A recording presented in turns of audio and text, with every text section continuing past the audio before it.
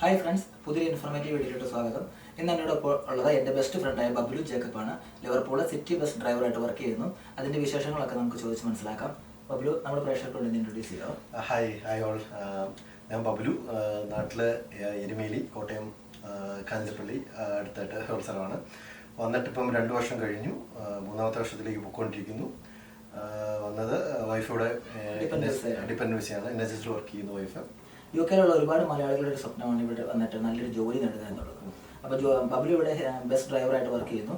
അപ്പോൾ അതിലോട്ട് എത്തിപ്പെട്ടത് എങ്ങനെയാണ്? ഡ്രൈവിങ് ബബ്ലുടെ ഒരു പാഷൻ ആയിരുന്നോ? അതിലോട്ട് എത്തിപ്പെടാനുള്ള ഒരു കാരണങ്ങൾ, സ്റ്റെപ്സ് ഒക്കെ ഒന്ന് പറയാമോ?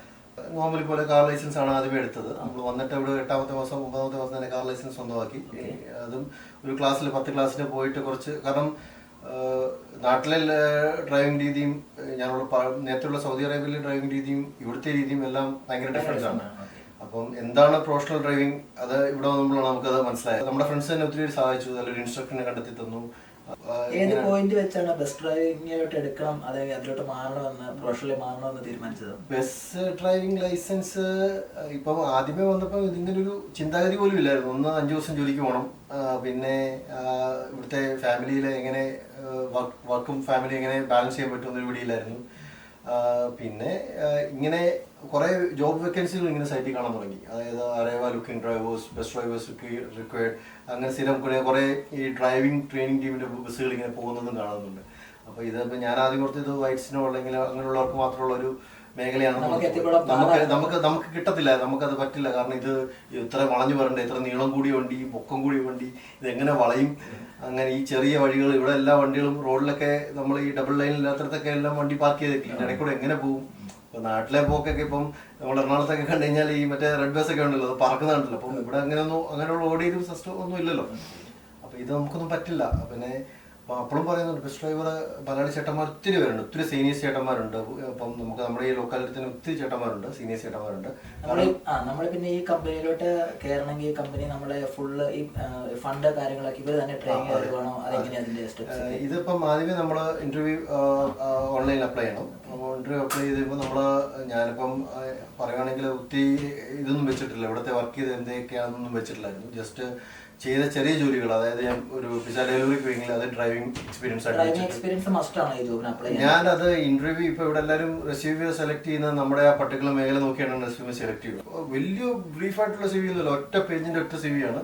ഈ 2-3 പോയിന്റ് ടോപ്പിലുണ്ടായിരുന്നു. പിന്നെ ബാക്കിയുള്ള കാര്യം അവർക്ക് വേണ്ടത് നമ്മൾ വണ്ടി ഓടിക്കും, ഇവിടുത്തെ നിയമങ്ങൾ അറിയും, അതാണ് അവർ നോക്കുന്നത്.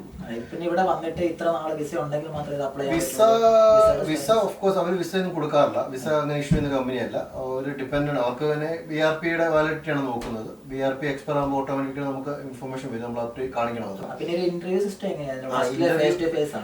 ഇന്റർവ്യൂ സിസ്റ്റം എന്ന് വെച്ചാൽ ആദ്യമേ നമ്മൾ ഈ റെസ്യൂമേ അയക്കുമ്പോൾ നമുക്ക് കോൾ വരും. ഒരു ഫോണിൽ കൂടെ ചെറിയൊരു കുറച്ച് ചോദ്യം ചോദിക്കും. അത് അവർക്ക് നമ്മൾ പറയുന്നത് മനസ്സിലാക്കുന്നുണ്ടോ, അവർക്ക്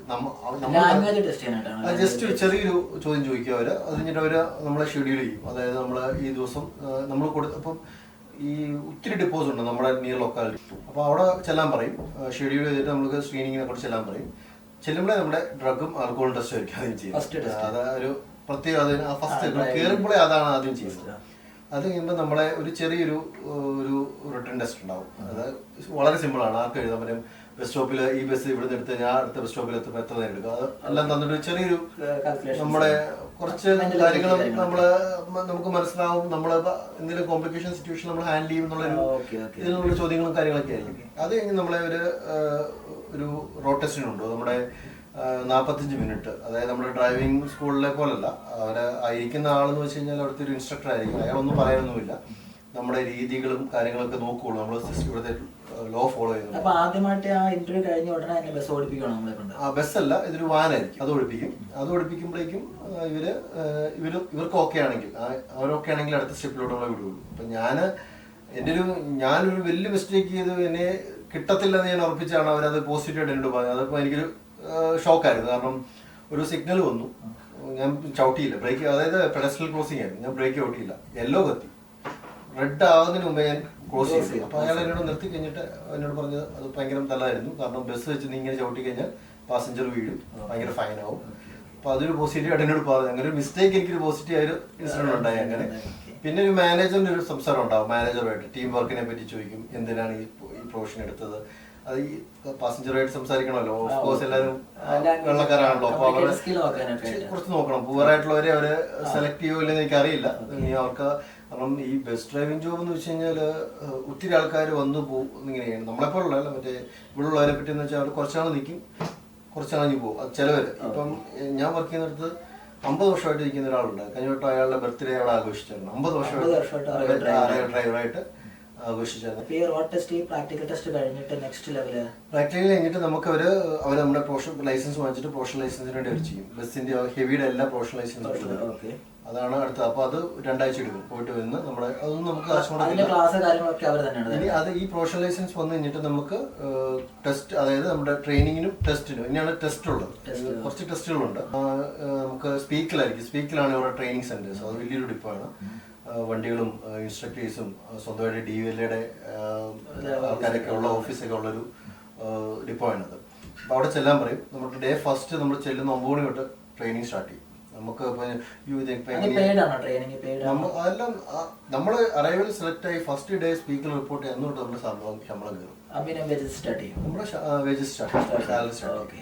അത് ഫസ്റ്റ് വീക്കിൽ നമുക്ക് എല്ലാ വീക്കിലിയാണ് സാലറി, എല്ലാ വ്യാഴാഴ്ചയും വീക്ക്ലി പേയ്മെന്റ്.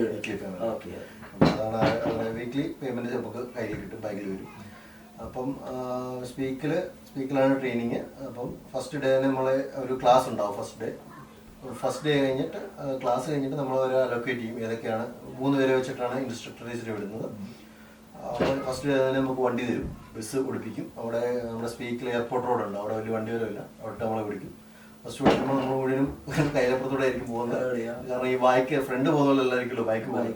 അപ്പം മുഴുവൻ കെവി കൂടെ കയറി അതൊക്കെ ഒരു നല്ല എക്സ്പീരിയൻസ് ആണ്. ഞാനിങ്ങനെ വരയ്ക്കുമായിരുന്നു. കാരണം ഞാൻ അവരോട് പറഞ്ഞു ഞാൻ ഇതുവരെയായിട്ട് ഓടിച്ചിട്ടില്ല. കാരണം അവരിരിക്കുന്നവരുടെ ബ്രേക്കും മിററും ഒക്കെ അവർക്കുണ്ട്. സ്റ്റിയറിംഗ് മാത്രമേ ഉള്ളൂ അവർക്കില്ലാത്ത. അവർക്ക് അറിയാം എങ്ങോട്ടാ വണ്ടി പോകുന്ന, അവർക്കറിയാം.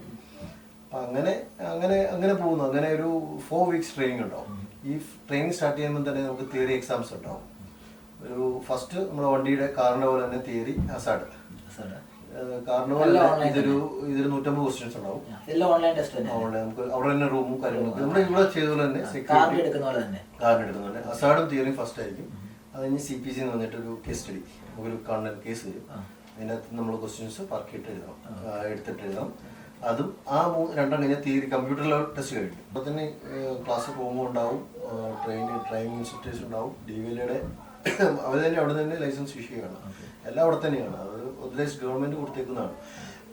അത് കഴിഞ്ഞിട്ട് നമ്മൾ ഒരു വോക്ക് അറൗണ്ട് ചെക്ക്, അതായത് ടെൽമി ഷോമി ക്വസ്റ്റ്യൻ പോലെ തന്നെയാണ് ഈ ബസ് എന്ന് നമ്മൾ രാവിലെ എടുക്കുമ്പോൾ ഒരു ചെക്കിംഗ് ഉണ്ടാവും. അതൊരു കുറേ ക്വസ്റ്റ്യൻസ് ഉണ്ടാവും. ഈ ക്വസ്റ്റ്യൻസ് ഒക്കെ നമുക്ക് ആദ്യമേ അവർ തരും ചോദിക്കാൻ പോകുന്നത്. പക്ഷെ ആ ഇൻസ്ട്രക്ടർ ആയിരിക്കും ചോദിക്കുന്നത്. അതൊരു സൈക്കിളാണത്. ഇപ്പം നീ ഒരു ബോർഡറിൽ വന്നു, കസ്റ്റംസ് ബോർഡറിൽ നീ ക്രോസ് ചെയ്യുകയാണ്, നീ എന്തൊക്കെ ടെസ്റ്റ് ചെയ്യും? അപ്പോൾ നമ്മൾ എന്തെങ്കിലും സ്മഗിൾ ആൾക്കാർ കള്ളന്മാരുണ്ടോ, ഇല്ലീഗലായിട്ടുള്ള ആൾക്കാരുണ്ടോ, എന്തെങ്കിലും കള്ളക്കടത്തുകാരങ്ങൾ ഒളിപ്പിച്ചിട്ടുണ്ടോ, അങ്ങനത്തെ കുറെ ക്വസ്റ്റ്യൻസ് ആണ്. അതൊക്കെ നമുക്ക് ആർക്കും ചെയ്യാൻ പറ്റുന്ന കാര്യങ്ങളേ ഉള്ളൂ. അതൊന്നും വലിയ എഫിഷ്യൻ്റ് ആയിട്ടൊന്നുമില്ല. മെയിനായിട്ടുള്ള വണ്ടി ഓടിക്കുക, വണ്ടി കൺട്രോൾ സേഫായിട്ട് ഓടിക്കുക, അതേ ഉള്ളൂ മെയിനായിട്ട്. അപ്പം ഇതാണ് ട്രെയിനിങ് സംബന്ധമായിട്ടുള്ള കാര്യം. നമ്മൾ 4 ആഴ്ച കൊണ്ട് നമ്മൾ ലൈസൻസുമായിട്ട് ഇറങ്ങും. ലൈസൻസ് അവസരങ്ങൾ തരും. ഒരു 2 വട്ടം 3 വട്ടം കണ്ട് നമുക്ക് കമ്പ്യൂട്ടർ ടെസ്റ്റ് പോയിട്ട് കഴിഞ്ഞാൽ ഒരു അപ്പിയറൻസ് തരും. ഫ്രീ ആണ് അതൊക്കെ. പിന്നെ CPCക്ക് അതുപോലെ തന്നെ 3 വട്ടം. പിന്നെ ഉള്ളത് വോക്ക് അറൗണ്ട് 1-2 വട്ടം. അത് തോക്കത്തില്ല, കാരണം അത് അവരുടെ തന്നെ ആൾക്കാരാണ് നമ്മൾ പഠിപ്പിക്കുക, നമ്മളത് ട്രെയിൻ ചെയ്യിപ്പിച്ചിട്ടാണ് വിടുന്നത്. പിന്നെ റിവേഴ്സ് പാർക്കിംഗ് ഉണ്ടാവും.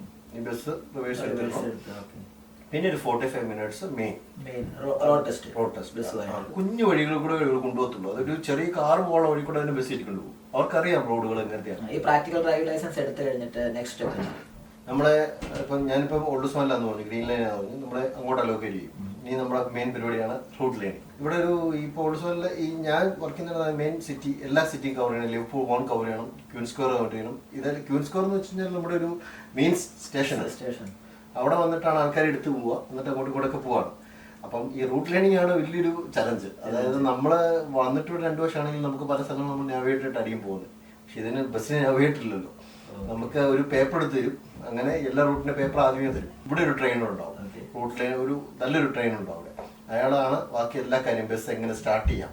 പല ബസ്സും പല രീതിയിലാണ്, പല കാറ്റഗറീസ് ബസ് ഉണ്ടാവും. ഇലക്ട്രിക് ഉണ്ടാവും, ഇപ്പം ഇപ്പൊ ഇറങ്ങുന്നത് മിററിലില്ല, ക്യാമറയാണ് സൈഡുണ്ട്. അപ്പം പുതിയ ഇറങ്ങുന്നത് അപ്പം പല പല ഹൈബ്രിഡ് ഉണ്ടാവും. അപ്പം പല പല ബിസിനസ് സ്റ്റാർട്ട് ചെയ്യാൻ പോലും നമുക്ക് പറ്റില്ല.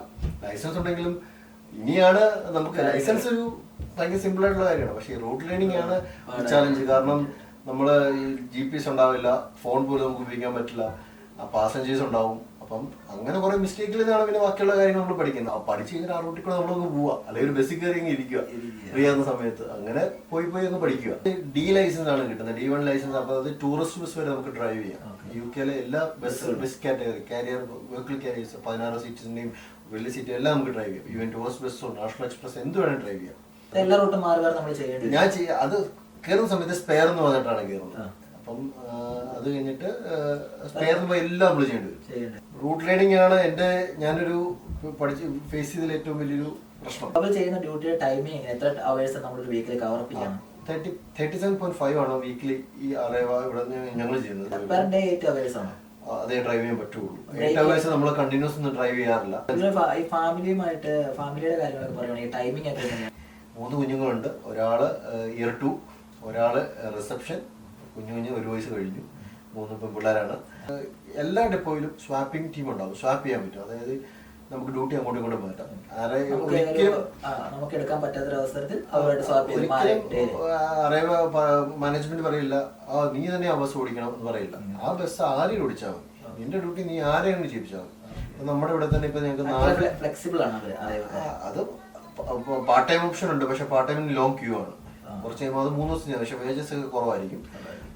അതിനുള്ള വേജസേ കിട്ടത്തുള്ളൂ. പ്രൊബേഷൻ പീരീഡ് ഉണ്ടാവും. നമ്മൾ അവരെടുത്തിരുന്നല്ലേ. അപ്പൊ ഒരു 1 year അവരുടെ നമ്മളൊരു ബോണ്ട് പോലെ ആയിരിക്കും. ബോണ്ട് എന്ന് വെച്ചാൽ ഒന്നുമില്ല, നമുക്ക് എപ്പോഴും ഇപ്പോ നമ്മളിപ്പോ എടുത്തിട്ട് റൂട്ട് ലേണിംഗ് കഴിഞ്ഞിട്ട് 2ാമത്തെ ദിവസം പോകുന്ന പറഞ്ഞാൽ നമുക്കൊരു ഫൈൻ കൊടുക്കേണ്ടി വരും. കാരണം ലൈസൻസ് അവരെടുത്ത് തരുന്നതാണ്. അങ്ങനെയൊന്നുമില്ല. യൂണിയൻ ഉണ്ട്. യൂണിയൻ സ്ട്രോങ് ആണ്. ഭയങ്കര യൂണിയൻ. നമ്മൾ കയറുമ്പോൾ ആദ്യം ചെയ്യുന്ന യൂണിയനാണ്. എല്ലായിടത്തും യൂണിയൻ ഉണ്ട്. ഞാൻ യൂണിയനിലാണ്. അപ്പം ജോലി സംബന്ധമായിട്ട് ഞാൻ ഇപ്പൊ എല്ലാവരോടും പറയുന്നതെന്ന് വെച്ച് കഴിഞ്ഞാൽ ഇപ്പൊ 3 കുഞ്ഞുങ്ങളുണ്ട്. സോഫ മാനേജബിൾ ആണ്, നമുക്ക് ചെയ്യാൻ പറ്റും.